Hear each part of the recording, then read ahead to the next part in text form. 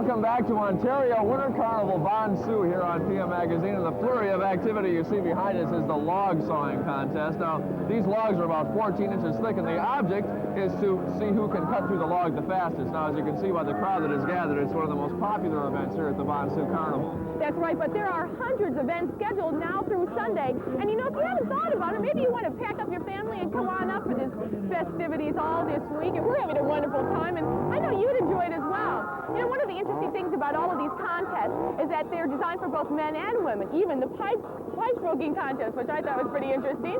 And our next story is about a pretty remarkable woman. Most women feel pretty good about themselves if they can keep their careers and their families and their figures intact without losing their sanity. But for Joan Van Ark, that's not enough. Well, now, Joan stars in TV's Knots Landing. She cares for her daughter, Vanessa, runs 10 miles a day, and she has a close relationship with her husband. Now, she admits it isn't easy, but she still wants to do more. Well, how does she do it? Well, Ardell Haramoda visited her North Hollywood home to find out. The steamy Thursday night soap, Knots Landing, has been a network hit, largely due to the primetime heartbreaking of its leading resident, Valene Ewing.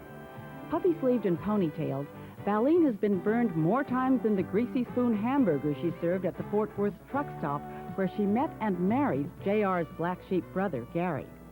Spun out of Dallas 3 years ago to the glitzy California beach community, Valene has been carefully shaped and molded by Yale Drama School graduate, wife, mother, marathoner, interior decorator, cat fancier, and self-described crazy person, Joan Van Ark.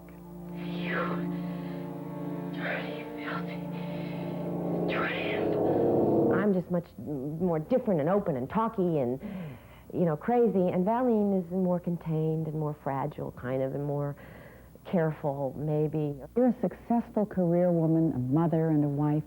Do you feel that you're a role model? No, I love Vanessa dearly. I'm not the world's greatest mother, but there is my feeling for her and toward her. I love my husband, and there is that time I wish I could just sit down and put my feet up and have some champagne with him and have beer and just let it all. But there's the time. And in this house, it's every man for himself. My daughter does her thing and her diet. My husband's on his own thing, and I'm right now on a potassium broth and 3 baked potatoes. And that's, you know, that's the norm here. It's every man for himself. This is what I keep in the kitchen. I mean, not food. We're talking. Not here.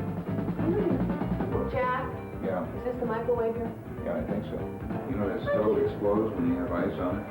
The stove explodes when you have ice on it? Studio calls usually require Joan to rise before dawn. It is then that she traverses the Hollywood Hills where she lives for a daily dose of 7 to 10 mile runs. A veteran of 12 marathons, she entered and finished the 1979 Boston Marathon. Why did you run a marathon? Because it's no retakes, it's no lighting man, it's you. And you can only do is the best that you can do for yourself at the time, and no one can do a retake for you or make it any better. It's you and you alone, and you don't do the scene over any of that. And I needed, I guess, to do something for me. Joan confesses to spending hours in makeup and is accused of being one of Hollywood's vainest stars. But she says that just isn't so. I don't know that I've discovered lately, though, that my number that I do isn't just hiding. It's just not dealing with, as long as I stay in there with a mascara brush or behind the mirror somewhere, I don't have to come out here. I've realized that more than ever lately when I've had demands in the scenes that I'm using it as a hiding place. Meantime, you can't go around looking like some poor little white trash. This is the world of Estee Lauder. Joan supplements her lucrative Knots Landing income by doing a slew of commercial voiceovers. She is the elegant voice behind Estee Lauder. What I call my perfumey voice, and it's much more breathy, kind of. Turning 180 degrees, she also does cartoons, like the assertive Spider-Woman. Okay, big boy. Say ah. But the one she does best, Valene Ewing's Texas twang, she picked up from a cab driver on the way to her first day on the set of Dallas. Just talked with him and picked up and listened and just chatted with him and got the cadence, the rhythm, whatever, the just dropping the T's and the L's and whatever, and y'all, and did that with him, and went on the set the next morning, and the guys in the crew and the people on the crew from Dallas all thought I was from Dallas, Texas. And I thought, that's okay, man. I'm feeling good. That sounds real good. Joan leads what many would consider an enviable lifestyle. Television star, house in the hills, swimming pools. But keeping all the knots tied takes a lot of effort. The work is demanding, often 16 hours a day. Couple that with being a mother to a teenage daughter, Vanessa, and wife of 15 years to TV newsman John Marshall, and you've got what she terms the makings of a basket case. I don't know primetime ladies, and I say that, I use that phrase, but ladies that have television careers, which are exhausting careers, who are married. You see, I have to do my work, I have to be Mrs. John Marshall, and I have to be Vanessa's mom, and that takes a tremendous pull. It really does. It's tough sometimes, real tough.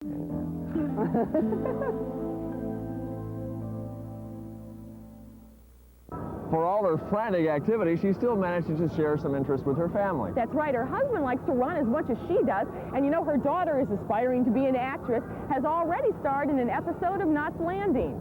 And coming up next on PM Magazine, we'll meet Madonna, the angel voice singer with the devilish charm. I love the rich, whole wheat goodness of Kellogg's Mini Wheats. But the delicious frosted side makes the rich kid in me open wide. The nutritious shredded wheat helps keep me on my toes.